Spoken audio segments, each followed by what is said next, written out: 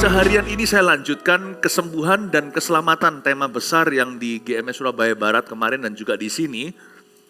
Tapi hari ini saya lanjutkan tema itu, tapi tentunya dari setiap cerita firman yang berbeda-beda, masing-masing mengacu pada satu mujizat Yesus.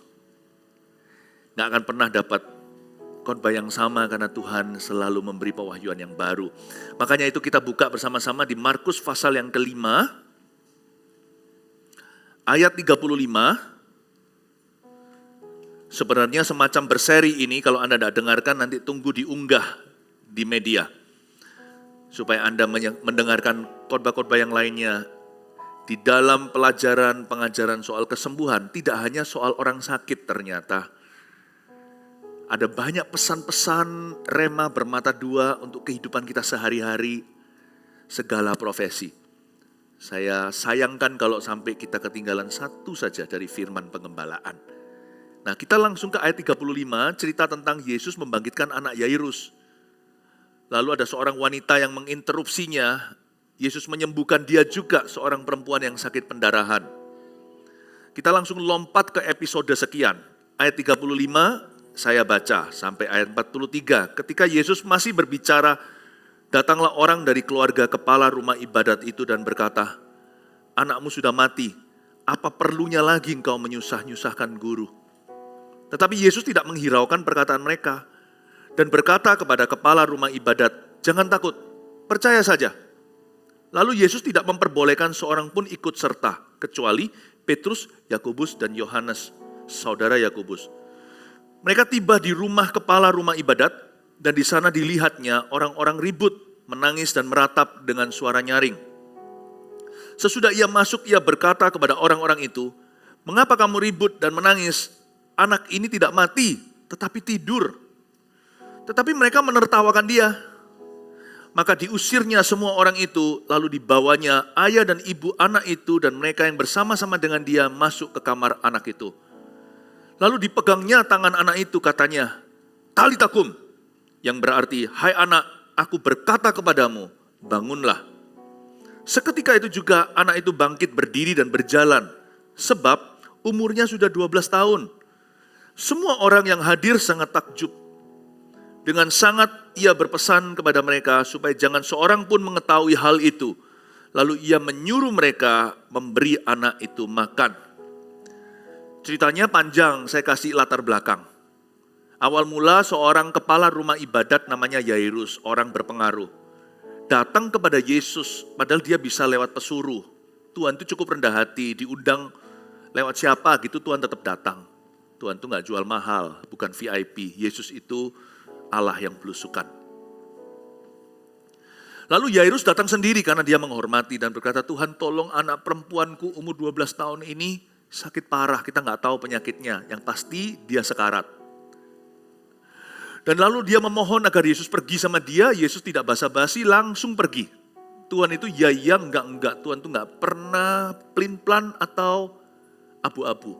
Tuhan itu selalu jelas. Makanya orang-orang Kristen tidak boleh mencurigai Tuhan. Yang paling jernih itu Tuhan, sama manusia itu enggak tentu. Luar belakangnya Yesus itu sama, enggak ada pertukaran bayangan. Kalau Tuhan tolong, Tuhan tolong. Kalau belum terjadi mujizat ya belum terjadi. Percayalah saja, Tuhan itu enggak pernah salah. Pergi kan Tuhan Yesus kan, interupsi ada seorang wanita tiba-tiba nyerobot antrian. Padahal kan mestinya anak Yairus dulu yang dapat giliran. Diserobot sama perempuan, tapi perempuan ini sakit pendarahan. 12 tahun gak tanggung-tanggung. Tadi saya ceritakan di ibadah sebelumnya, implikasinya apa sakit pendarahan? Itu bukan cuman datang bulan, haid lama, bukan. Implikasinya itu runtuh, rontok hidup perempuan ini termasuk pernikahannya. Perempuan ini ditolak oleh gereja-gereja. Nah, udahlah, Yairus ngalah. Gini loh Bapak Ibu, gak ada salahnya ngalah sekalipun kita juga perlu. Sekalipun kita butuh ya, ngalah is okay sih. Tuhan tuh gak pernah terlambat. Jadi kalau kita disuruh ngalah, itu berarti nanti kita akan memperoleh double berkat. Orang ngalah itu dicinta sama Tuhan. Jadi kalau Anda berbuat baik tidak diterima kasihi, orang-orang tidak pamrih atau tidak kembali berkata thank you, don't worry. pujianmu datang dari Tuhan. Orang ngalah itu besar pahalanya. Nah, Tuhan Yesus di sini diserobotkan. Akhirnya ada satu cerita panjang, berapa ayat, si wanita pendarahan itu diselesaikan dulu masalahnya. Yairus di situ gigit jari. Langsung mendadak di ayat 35, si anak sudah mati. Loh, di ayat 35 ini kalau berhenti di sini, saya juga akan ngeslong hati. Saya akan berkata, loh kok begini? Tapi untungnya berakhir di ayat 43, bukan 35. Masih ada lanjutan cerita. Tuhan tidak tutup buku. Orang ngalah dirugikan. Tuhan itu pasti perhatikan. Malah justru yang paling disayang diperhatikan di belakang. Kalau saya melayani sama rekan ya, saya nggak akan perhatikan mereka. Sekarang saya perhatikan jemaat. Nanti setelah selesai semua ini, saya doakan para pelayan. Lakon menang belakang. Customer first. Makanya itu jangan jadi customer di gereja. Jadilah pelayan Tuhan, libat dalam CG, sel group, kelompok sel. Supaya jadi hamba-hamba Tuhan, bukan jadi jemaat biasa. Customer first kelihatannya enak. Tapi nggak bagus loh dimanjain terus. Berarti kita nggak bertumbuh, kita nggak berkembang. Suka nggak kita sampai besar, orang kalau bicara sama kita, nang ning, nggak mau lah, saya tersinggung lah. Kalau saya dikasih firman nang ning nung, harus firman keras. Saya nggak mau loh dimandiin lagi sama orang tua, saya bisa mandi sendiri. Saya nggak mau loh digantiin baju, saya mau ganti baju sendiri, kalau perlu saya pilih sendiri baju kesukaanku. Kenapa kok banyak orang suka terus jadi bayi rohani, saya nggak ngerti. Kenapa kok suka dimandiin? Kenapa kok hanya sekedar bergantung dengan khotbah? Kenapa dia sendiri tidak mau menggali firman, padahal sudah ada tuntunan di gereja, udah ada tempat ladang pelayanan. Ya. Saya mau dorong Anda semuanya untuk jadi murid. Tapi customer first. Setelah itu partner, bukan customer. Selesai, kita rayakan kemenangan. Ada sebuah sukacita yang tak terhingga bagi untuk orang yang melayani. Yang dilayani senang sih, tapi terlebih diberkati memberi daripada menerima. Setelah selesai semuanya ini, orang-orang berseragam, yang pelayanan seperti ini, semua volunteer. Ya, selesai nanti semua ibadah ini, lihat orang antri-antri datang cari Tuhan. Senang ya hatinya ya. Habis selesai itu ada sebuah pahala, saya nggak bisa jelaskan. Dapat mobil enggak, dapat rumah juga enggak. Tapi ada orang disembuhkan tadi, ada yang dibaptis. Itu yang turut senang semua. Ya, pelayanan multimedia, pelayanan baptisan, asyernya, Eagle Kids di sana. Wah, senang semua. Rasanya kayak corporate effort atau usaha bersama melihat jemaat diberkati, jiwa-jiwa diselamatkan. Orang sakit disembuhkan, itu senangnya. Ini yang gak bisa dirasakan oleh customer. Ini adalah senangnya partner. Ya, Bapak Ibu Saudara, saya dorong Anda untuk belajar seperti Yairus.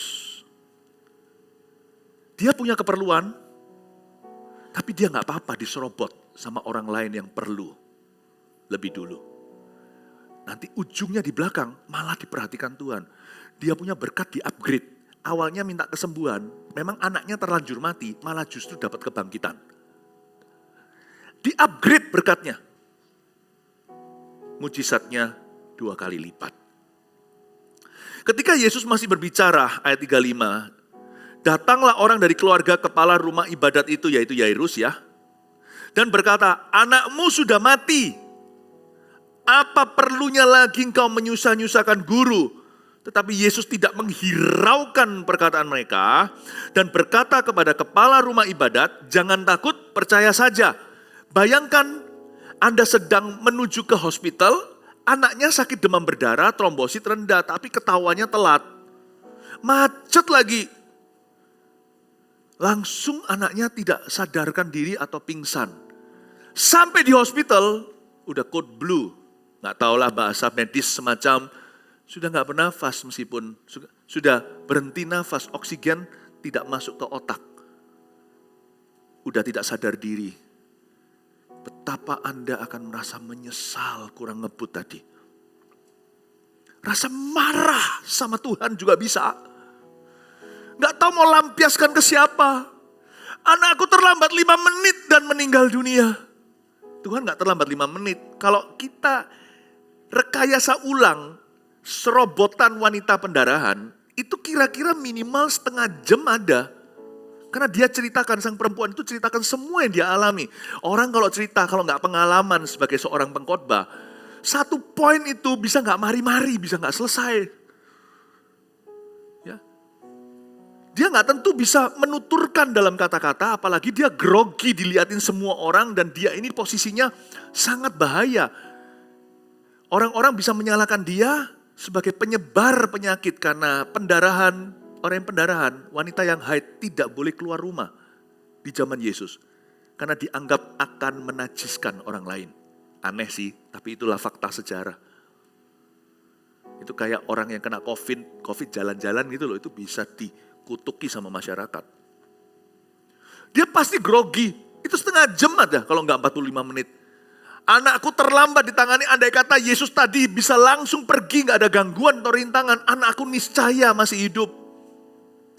Tapi bagi Tuhan adakah kata terlambat? Coba saya tanya lagi, adakah kata telat? God is never too late. He can be late. Tapi kalau dia terlambat, itu bukan berarti telat. Itu karena Tuhan mau upgrade mujizat. Bukan karena Tuhan itu lelet. Tuhan menguji iman Yairus diam-diam. Kamu ngalah enggak? Yang satu anak umur 12 tahunmu, yang satu lagi wanita pendarahan, wanita dewasa pendarahan 12 tahun, sama-sama 12-nya. Kayak seolah-olah sepertinya itu bukan kebetulan gitu loh. Kamu mementingkan keperluanmu penting, tapi orang lain juga punya keperluan yang sama pentingnya. Yang sana kehilangan anak. Ini mama kalau nggak diobati, dia akan anak-anaknya akan kehilangan ibu. Susah lah ya, beda tipis 11-12. Makanya jangan pernah merasa diri sendiri paling kasihan di dunia ini. Sesusah-susah dirimu dan diriku, masih ada orang yang sama susah atau lebih susah dari kita. Sesusah-susah kita masih ada orang yang nggak sesusah kita tapi merasa lebih susah. Susah sama orang kayak gitu. Tuhan itu, kalau saya baca ini ya, wah saya dapat banyak. Nah, kita perhatikan, apa kata orang-orang itu waktu datang beritahu anakmu sudah mati, itu lemes itu, Yairus, langsung lemes. Mungkin ini anak semata wayangnya, anak perempuan, apalagi anak perempuan yang pertama, apalagi kalau satu-satunya, pasti deket sekali sama ayahnya. Yairus pasti deket sama his daughter, putrinya. Saya nggak bisa bayangkan perasaannya kehilangan putri kesayangan. Itu ngeslong di hati ini. Langsung lemes dia. Lalu ada bumbunya lagi, orang-orang ngomong gini, coba kita harus bisa membaca in between the lines. Harus bisa membaca antara kalimat. Saya nggak menganggap segampang itu hanya memberitahu orang. Saya tidak menganggap kalimat ini biasa loh. Kalimat ini penuh arti atau penuh makna. Anakmu sudah mati, oke lah ya, itu fakta. Apa perlunya lagi engkau menyusah-nyusahkan guru? Ini kata-kata sindiran ke Yesus. Sudah mati Pak, gak usah susah-susah. Itu lain kan? Coba lihat.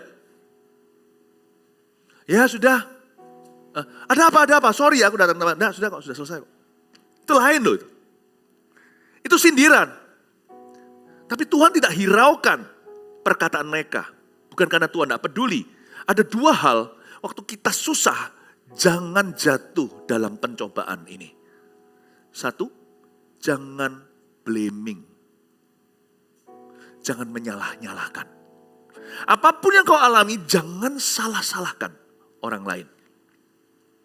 Mungkin di situ orang-orang yang mengerumuni Yesus dan Yairus berkata, anakmu sudah dead, sudah mati. Buat apa susahin guru? Saya nangkep kok maksudnya. Maksudnya itu gitu. Satu, dia menyalahkan mungkin sindir wanita itu. Gara-gara kamu. Gara-gara kamu guru terlambat 45 menit. Gara-gara kamu. Atau bisa jadi malahan menuduh Yesus. Ngapain lambat-lambat sih? Kau lamban berjalan. Kok gak profesional langsung ke tujuan? Kok mau dijamah puncak jubahnya? Lalu habis itu malah berhenti lagi, panggil wanita itu keluar dari kerumunan. Lalu memberi dia afirmasi lagi, masih sempet-sempetnya ngomong, my daughter, anakku. Yesus ngomong sama wanita pendarahan itu, sekalipun dia orang dewasa, bukan anak kecil. Yesus berkata, my daughter. Bayangkan Yairus perasaannya, how about mine? Yesus berkata, anakku, imanmu telah menyelamatkan engkau, sembuhlah dari penyakitmu. Si wanita ini kasihan, udah gak punya keluarga. Kalau orang pendarahan gitu sudah pasti ditinggalkan keluarganya, gak boleh campur. Itu karantina selama 12 tahun dia isolasi mandiri. Yesus memberi dia status baru, karena dia ditolak sama semua orang yang dia kenal. Yesus berkata, my daughter. Yesus pakai kata my daughter. Kalau saya jadi Yairus, saya akan berkata, how about my daughter? My daughter was first. Anakku, putriku yang pertama-tama di depan antriannya. Diserobot wanita ini. How about my daughter, Lord? Gimana dengan anakku? Yesus berkata, anakku, imanmu menyelamatkan kamu. Pergilah, sembuh dari penyakitmu. Lalu baru ngomong begitu, ayat berikutnya, datanglah kabar. Setan itu kan gitu kan, selalu dipas-pasin. Karena ini bukan utusan Allah, karena semua utusan Tuhan itu optimis. Utusan setan itu selalu pesimis. Kalau nggak percaya coba baca 10 pengintai versus 2 tersebut yang masuk. Yang membawa berita negatif dan busuk. Ini sepas itu loh. Ayat 34-nya, my daughter, you are healed. Congratulations, selamat. Tiba-tiba langsung ayat 35-nya, your daughter is dead. Setan itu selalu pas waktunya. Kalau semua indah pada waktunya Tuhan, semua jadi super busuk kalau waktunya setan tiba. Dan dia selalu pasin waktunya. Makanya orang kalau mau dibuat jatuh itu kan sukses dulu. Nanti lihat ya, kapan Anda itu emosi? Ketika lengah. Setan tuh tahu waktu kelemahanmu. Dan setan tahu gimana mencubit Yairus. Untungnya Tuhan Yesus langsung memberi dia perlindungan lewat perkataan ini. Don't listen to them, jangan dengarkan mereka. Jangan hiraukan. Jangan takut, percaya saja. Yesus langsung memberi pengajaran bahwa you don't need to fear, jangan takut. Karena takut dan iman itu seperti minyak dan air. Air dan minyak tidak bisa campur. You choose one. You choose fear then refuse faith. Kalau kamu memilih iman, harus menolak rasa takut. Kalau kita memilih takut, tolak iman.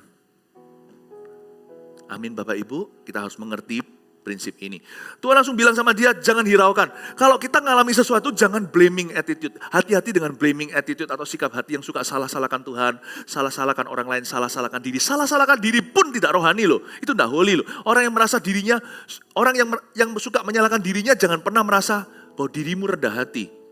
Menyalahkan diri itu dosa. Udah jangan salah-salahin. Orang yang suka salah-salahin orang itu berdosa. Sebab Anda juga orang, jangan salahkan diri. Itu juga dosa. Lebih baik kita dengarkan firman Tuhan dan berubah. Dia jangan blaming. Hal lain yang tidak dihiraukan oleh Yesus ayat 36, tapi Yesus tidak menghiraukan perkataan mereka. Kenapa perkataan mereka tidak dihiraukan oleh Tuhan? Karena perkataannya pesimis. Coba baca sekali lagi. Anakmu sudah mati, oke itu fakta. Apa perlunya lagi engkau menyusah-nyusahkan guru? No need, useless sudah, percuma. Pernahkah kita dengar orang berkata, percuma. Percuma. Saya juga dalam dunia pekerjaan apapun yang atau dalam segala hal yang saya lakukan, saya paling anti terhadap diri sendiri. Untuk saya belum apa-apa berkata enggak bisa. Kalau itu baik dan benar, kalau itu kehendak Allah, kalau dosa jelas-jelas enggak bisa atau enggak boleh, jangan. Tapi kalau sesuatu itu kita belum coba atau usahakan, jangan gampang berkata I cannot.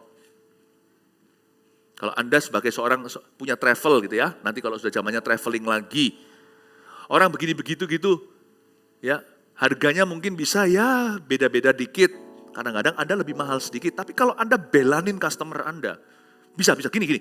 Saya nggak janji, bahasanya gini, tapi saya usahakan. Itu namanya humble confidence. Itu namanya confidence, keyakinan disertai dengan kerendahan hati. Daripada mulu-mulu bisa lalu nggak bisa. Tapi yang lebih saya nggak suka adalah kalau saya ya belum apa-apa bilang nggak bisa. Kalau itu hukum ya sudah. Kalau itu ilegal jangan ditebas.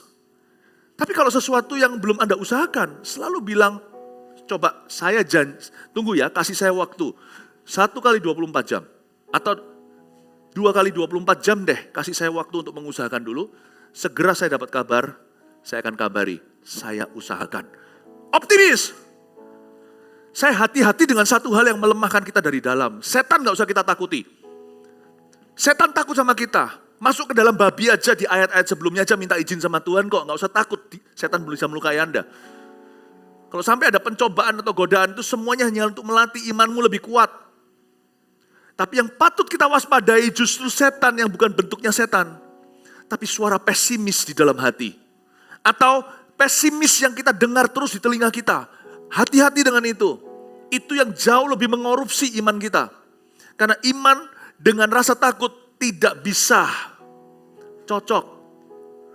Bapak ibu saudara, be careful dengan pesimis, dengan kata-kata pesimis, spirit yang pesimis di hidupmu, baik itu di dalam hatimu sendiri atau yang dibisikkan orang lain di sekelilingmu. Be careful with pessimism.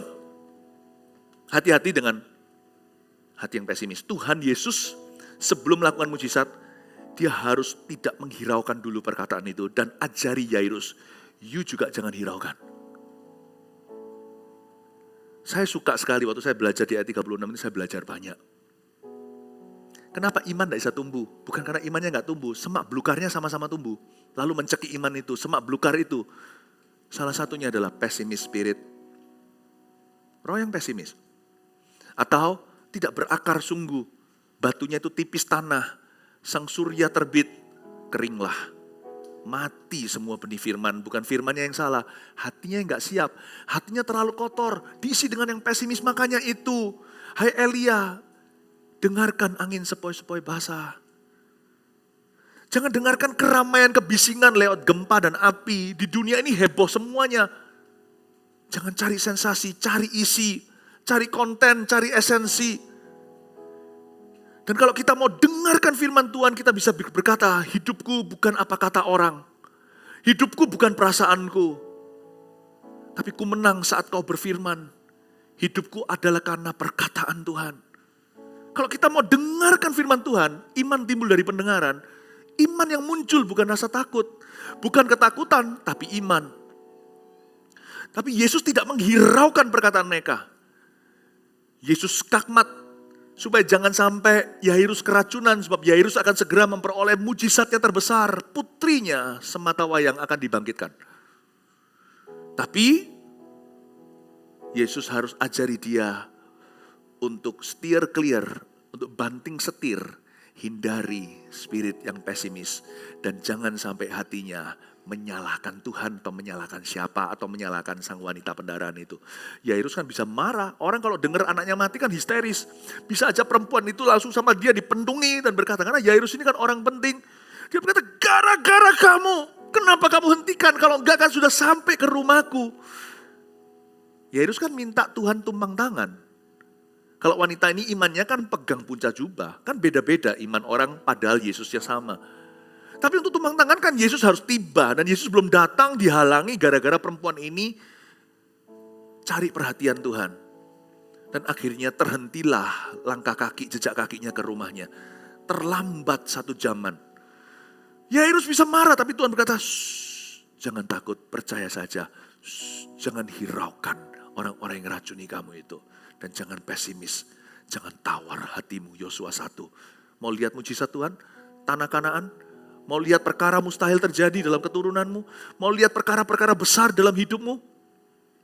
Jangan tawar hati. Sekali lagi kukatakan, Yosua pertama, jangan kecut hatimu. You cannot be fearful and be faithful at the same time. Kita tidak bisa menjadi orang yang ketakutan tapi beriman. Iman melenyapkan ketakutan. Bukan berarti gak ada rasa takut, kita lawan. Aku lawan dengan iman. Yang Anda dengarkan adalah roh takut atau roh Tuhan.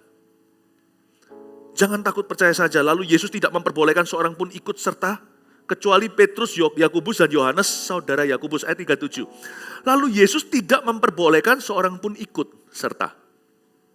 kecuali 3 orang, Petrus, Yakobus, Yohanes. Kenapa ya? Apakah mereka bertiga ini orang istimewa? Apakah mereka ini anak emas Tuhan? Bukan sih. Kalau saya baca ayat 3 orang ini di ayat ini, orang yang sama yang Tuhan bawa ke Getsemani. Ketika Tuhan sebagai manusia gentar. Bukan gentar dan takut karena pakunya atau siksaan. Karena Tuhan sebentar lagi akan untuk pertama kali sepanjang sejarah kekal sampai kekal selama-lamanya selama Allah ada. Allah Bapa dan Putra tidak pernah berpisah. Sebentar lagi akan dipisahkan lewat sebuah seruan. Eloi, Eloi, lama sabachthani. Allahku, Allahku, mengapa engkau meninggalkan aku, Jumat Agung itu. Yesus gentar. Waktu gentar, Yesus panggil inner circle atau lingkaran dalamnya. Kalau di Solo namanya abdi dalam. Dipanggil 3 orang, entah kenapa, tapi mereka bertiga ini soko guru, mereka bertiga ini leader utama, pemimpin utama gerakan gereja mula-mula. Ya, Petrus, Yohanes, dan Yakobus. Saudara Yohanes itu, mereka bertiga. Kalau di ayat 37 saya nggak berani tafsirkan bahwa Yesus perlu didorong imannya. Enggak, Tuhan Yesus itu anak Allah. Lebih tepatnya, Yesus ajari 3 murid utamanya itu, gimana mereka beriman. Kalau anak Allah bisa sendirian, peluhnya menjadi darah, lu orang bubuk saja gak apa-apa, Yesus malah nina bubukkan loh. Tuhan Yesus itu damainya luar biasa. Andai kita punya secuil aja, hidup kita gak stres, meskipun banyak masalah. Mau disalib loh. Yesus masih bisa berkata sama murid-muridnya, tidurlah, gak apa-apa, sudah tidurlah. Lalu setelah itu Tuhan berkata di kalimat berikutnya, bangunlah. Orang yang menyerahkan aku sudah akan datang. Antara satu kalimat dengan kalimat berikutnya, itu ada terpaut kira-kira 1-2 jam. Meskipun dalam Alkitab disambung kalimatnya. Paham maksud saya? Yesus itu damainya kayak gitu. Jadi Yesus, saya percaya ayat 37 ini tidak boleh ditafsirkan bahwa Yesusnya takut. Yesusnya kurang beriman. Ayo ya dukung ya. Karena kalau 1 orang gak cukup beriman, 2-3 orang berkumpul dalam nama Yesus. Tuhan ada di sana, apapun yang mereka minta pada Bapa dikabulkan. Jadi di sini kita telah diajari gimana supaya tidak pesimis. Bukan berarti dengan cara kita optimiskan diri atau kita pompa-pompa iman, gak usah. Besi menajamkan besi, saudara seiman menajamkan saudara seiman. Anda tidak bisa beriman sendirian, sadarkah Anda? Saya juga gak bisa. Saya gak bisa. Kemarin kita panen raya, 200 sekian puluh orang dibaptiskan. Banyak orang-orang yang non-Kristen juga menerima Yesus. Saya gak sendirian, saya doa, saya puasa. Tapi pendoa kita semua doa. CG kita doa. Jangan sendirian hadapi apapun masalah kehidupan. Memang kita harus hati-hati dengan orang yang kepo rohani. Kepo lah pokoknya, gak tentu harus rohani. Ada orang itu yang adalah gossiper, yang itu harus kita hati-hati dan steer clear. Tapi Yesus dengan jeli memilih Petrus, Yohanes, Yakobus, 3 ini bisa simpen rahasia punya. Kalau Anda baca lagi di saat Yesus berubah rupa di Mount Transfiguration, waktu Tuhan transfigurasi, berubah rupa itu loh, bajunya jadi kinclong-kinclong, tidak bisa dicuci dengan apapun seputih itu di dunia. Anda baca ya, Yesus berkata sama mereka, jangan beritahukan ini sampai aku bangkit. Dan murid-muridnya mentaati dia. Jadi 3 orang ini bisa pegang rahasia. Salah satu covenant orang Kristen adalah salah satu bukti bahwa seseorang itu penuh Yesus. Bukan penuh dengan dirinya adalah orang itu bisa jaga rahasia. Tapi bukan rahasia yang gini loh ya, aku beritahu. Kalau saya didatangi orang berkata, Pastor Philip, saya beritahu sesuatu tapi janji gak boleh bilang siapa-siapa. Saya gak mau diikat sumpah. Saya bilang tunggu dulu, beritahu dulu. Saya baru menentukan ini saya jaga rahasianya atau saya harus luruskan. Saya gak mau disumpah. Gak mau. Tapi kalau Anda merasa udah bisa harus janji dulu baru kamu tak beritahu. No, kalau Anda merasa tidak yakin sama saya jangan beritahu sama sekali. Kalau Anda yakin saya ini seperti orang Majus bisa bijaksana sekalipun saya tidak maha tahu, paling tidak saya itu punya kedewasaan iman. Saya yang menentukan apakah yang Anda sampaikan itu nanti saya akan oke, kalau gitu begini saya nanti harus ketemukan Anda dengan si itu supaya beres. Kalau saya tidak diyakini bisa mengelola informasi, jangan beritahu informasi sama saya nggak kengangguran. Saya cari-cari tahu rahasia orang, jangan jadi orang kepo. Jangan mau disumpah dulu. Tetapi kalau betul orang beritahu kepada saya sesuatu pergumulan hidupnya, saya nggak rasan-rasan, terus ada di atas sini saya ceritakan kasus-kasus konseling saya, nggak akan. Your secret is safe with me. Itu yang membuat rambut saya itu mulai pinggir kanan kiri ini mulai putih. Rahasiamu semua di sini. Saya simpan semua di drawer tengah, di drawer pinggir semua. Yang atas ini saya harus pertahankan hitamnya. Ya. Kalau enggak kuat, mungkin langsung botak gitu ya, jangan sampai. Tuhan Yesus kumpulkan Petrus, Yakobus, dan Yohanes. Why? Tuhan Yesus ajari guys, kayak gini ngomong. Kalian juga harus selalu di tip-top iman. Dan untuk di tip-top iman gak bisa Petrus sendiri, Yakobus sendiri, Yohanes sendiri. Find your inner circle. Itulah harapan kami, CG itu dewasa kenapa? Kenapa dimentori, kenapa dimuridkan, ada sponsor, di bawah CGL, pemimpin CG, pemimpin kelompok sel, kenapa ada wakil-wakil ketua kelasnya, wali-walinya. Why? Supaya masing-masing itu bisa take care of each other, bisa jaga satu sama lainnya. Di dalam CG itulah bagus indahnya kita itu ketemu di circle kecil atau lingkaran kecil di mana kita bisa bertumbuh dalam percaya. Langsung percaya sih enggak, tapi bertumbuh dalam rasa percaya. Untuk bisa dipercaya, buktikan dirimu juga bisa dipercaya. Jangan gosip ria kanan kiri. Gak akan dipercayai nanti. Kalau manusia gak bisa percaya sama Anda, Tuhan gak akan percaya sama Anda.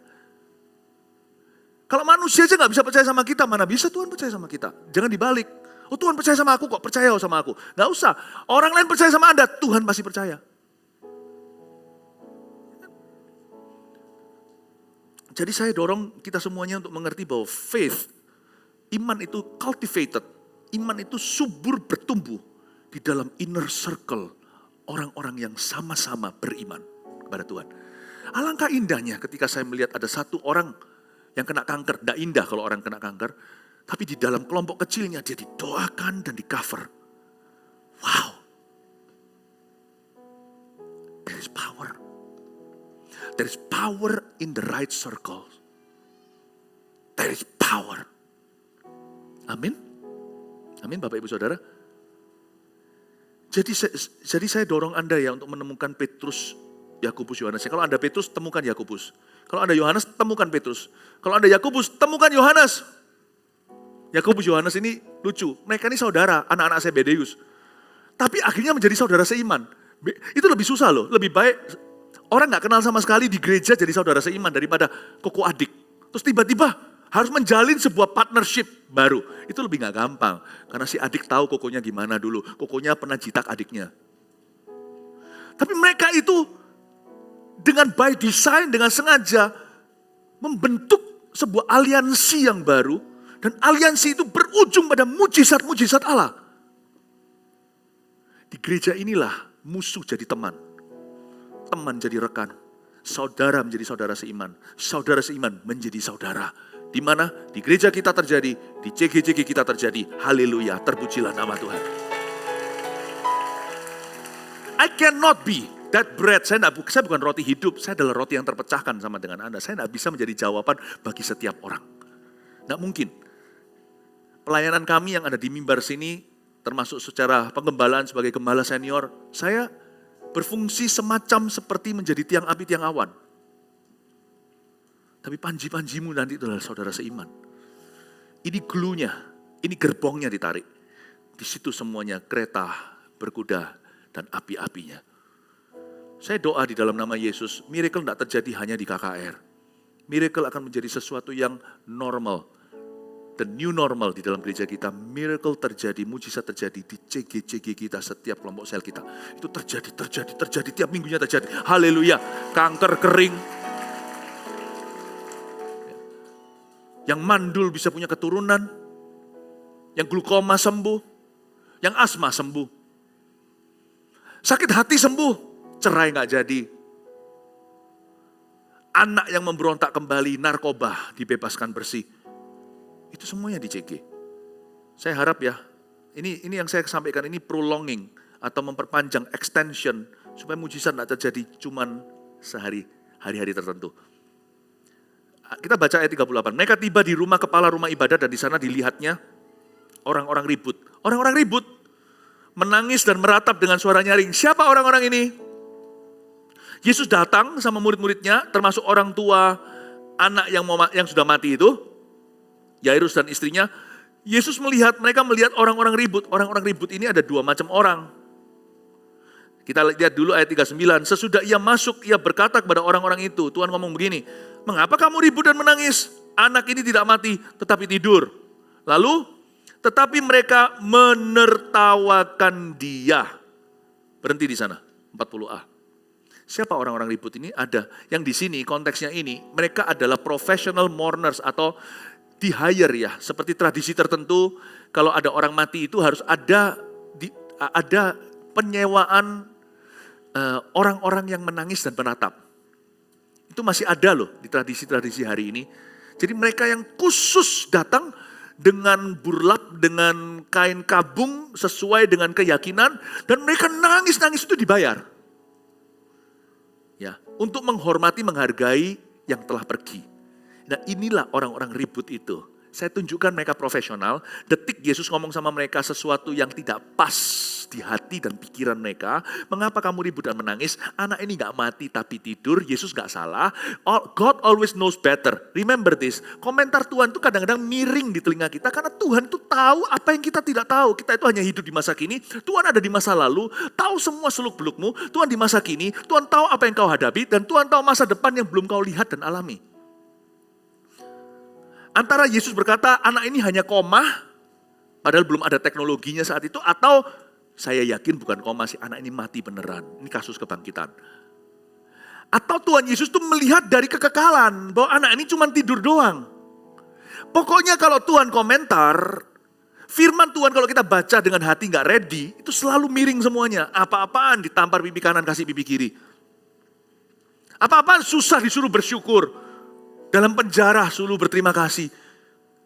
Kalau kita baca dengan hati yang menghakimi Allah, tidak mungkin kita dapat apa-apa. Tapi kalau kita membaca dengan keinginan untuk tahu apa yang Tuhan telah ketahui, yang kita tidak tahu, tolong beritahu aku sesuatu yang baru, bukan sesuatu yang pikiranku sudah tahu. Then we are gonna learn something new. Kita akan belajar sesuatu yang baru. Makanya itu firman Tuhan itu kadang tidak masuk akal. Bukan tidak masuk akal kita, masuk sih. Tapi melebihi akal budi. Saya tunjukkan mereka profesional. Waktu Tuhan mengucapkan sesuatu yang gak pas sama mereka, dia anak ini gak mati tapi tidur, ayat 40, mereka menertawakan dia. Lucu, ini orang-orang profesional banget. Dari langsung wah, ketahuan palsunya. Paham maksud saya? Ini orang-orang kan ribut, menangis dan meratap dengan suara yang nyaring di ayat 38, ayat 40, langsung switchnya, tidak babi bu, tidak ada prosesi, langsung mereka menertawakan dia. Dari nangis, langsung tertawa. Itu ada lagunya. Mari nangis, guyu itu apa? Kalau di Surabaya dulu anak kecil, saya lupa lagunya gimana ya. Habis nangis, guyu gitu loh. Po ami ami, belalang kupu-kupu. Bukan. Siang makan nasi, kalau malam minum susu. Itulah siapa tadi yang nyanyiin itu. Po ami ami, itu misleading banget, menyesatkan saya itu. Ya. Jadi ini orang-orang, Tuhan berkata, kalau kamu mau ngalami sesuatu yang besar dari aku, kamu harus bisa menembus ketidaktulusan manusia. Percayalah bahwa di dalam hidup ini lebih banyak orang komentar, namun mereka tidak care. Kenapa kamu kasihkan damai sejahteramu? Atau kenapa mereka mendikte percayamu? Orang asal bicara juga bisa. Setelah itu hit and run, ngomong sesuatu, lalu habis itu gak peduli efeknya, dia sendiri lupa, lalu dia makan-makan. Why? Why you believe them? Kalau Anda mau percaya, kita mau percaya, percayalah kepada dia yang sudah serahkan nyawa untuk kita. He truly cares. Selain itu orang-orang ribut kan, dikatakan orang-orang ribut, bising-bisingnya tuh loh. Kayak lebah, semua tahu nggak? Kita nggak bisa beriman dalam konteks seperti itu, nggak bisa. Iman tuh nggak bisa tumbuh.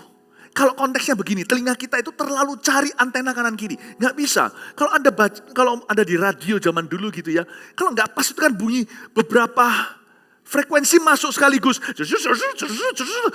Sini ngomong bahasa Inggris, sini ngomong bahasa Jawa. Karena bersebelahan yang FM ini dan FM itu. Gak bisa. Anda harus presisi tek ke sana, masuk ke gelombang yang Anda mau. Gak bisa. Dia berhenti di angka yang otomatis. Nah di gelombang itu. Bapak Ibu Saudara juga sama. Banyak keributan di dunia ini. Andai kata telinga kita dibuka ya. Diam tenang ya. arahkan antenanya, parabolanya ke dunia, Anda akan dengar komentar orang itu banyak. Andai kata semua orang disuruh komentari situasi atau pergumulan yang Anda hadapi, ada 1001 kekreatifan dari pikiran orang. Banyak. Kalau saya ngikuti ini, saya nggak jadi-jadi. Saya nggak ada hari ini. Bukan berarti kita tutup telinga, itu juga salah. Orang yang eksklusif. Orang eksklusif itu udah bunuh diri. Nggak bisa dikandani, nggak bisa diberitahu. Siapa? Raja Saul. Nggak bisa diberitahu. Udah nggak mau denger-dengeran. Samuel pun secara arwah dikeluarkan aja, dia nggak dengarkan. Siapa lagi yang sudah nggak dengar-dengaran? Herodes sampai ditampar malaikat, baru setelah itu dia dengarkan. Tapi sudah di neraka jiwanya. Bukan tutup telinga. Selektif. Jangan cari yes man. Nanti kalau Anda jatuh, jangan sampai berkata nggak ada yang memperingatkan. Karena semua di sekeliling Anda hanya mau menyenangkan. Tapi carilah Petrus, Yohanes, Yakobusmu. Di bawah Yesus ya, bukan di samping Yesus. Di bawah Yesus, Tuhan taruh orang-orang yang can speak into your life. Yang bisa bicara ke dalam hidupmu. Pilih-pilih itu, gak tentu selalu bagus. Kadang-kadang koreksi loh. Kadang-kadang tegur. Gak tentu, tapi kita tahu bahwa mereka itu peduli. Mereka itu berdoa sebelum menegur kita. Dan setelahnya, ada kalanya mereka konfirmasi atau meneguhkan. Carilah Petrus, Yohanes, Yakobus di bawah Yesus dalam hidupmu itu. Dan beri mereka hak dan wewenang untuk speak into your life, untuk bicara dalam hidupmu. Ini bukan kita sembarang konseling sama orang, bukan. Tapi menjalin hubungan sedia payung sebelum hujan. Dan Tuhan melakukan sesuatu yang pas, ayat 40b. Maka diusirnya semua orang itu. Lalu dibawanya ayah dan ibu anak itu. Dan mereka yang bersama-sama dengan dia masuk ke kamar anak itu. Diusir dulu, semuanya diusir. Diusir sama Tuhan. Itu harus clear. Semua kresek, itu harus diusir. Supaya kita bisa mendengar dengan nyaman. You know, faith is unlearning. Faith isn't only learning something new. Faith is unlearning anything old that hinders you. Iman bukan hanya belajar sesuatu yang baru. Iman itu juga berarti juga menanggalkan apa yang salah yang telah kau pelajari di masa lalu.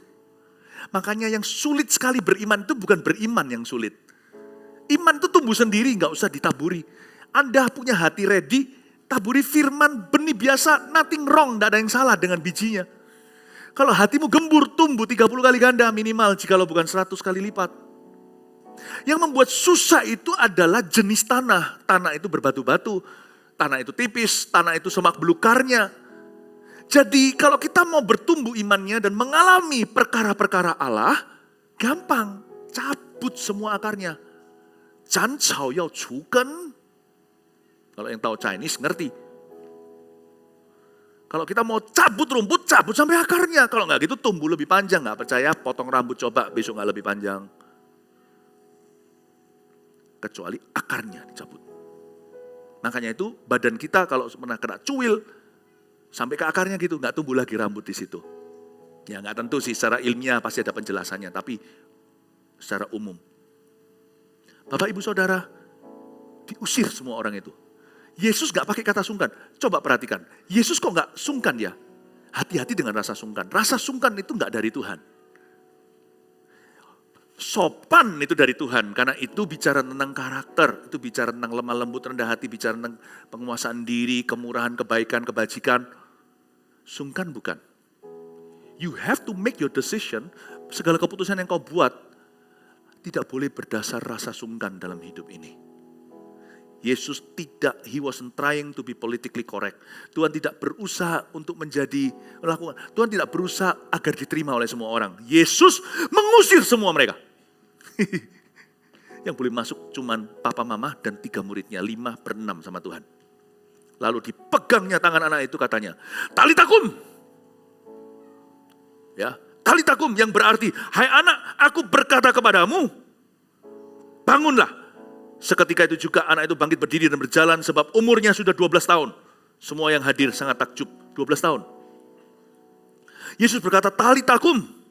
Artinya, hai anak, aku berkata kepadamu, bangunlah. Katakan Talitakum. Ya, bukan tom yam kum, itu makan. Tom yam kum itu sop Thailand.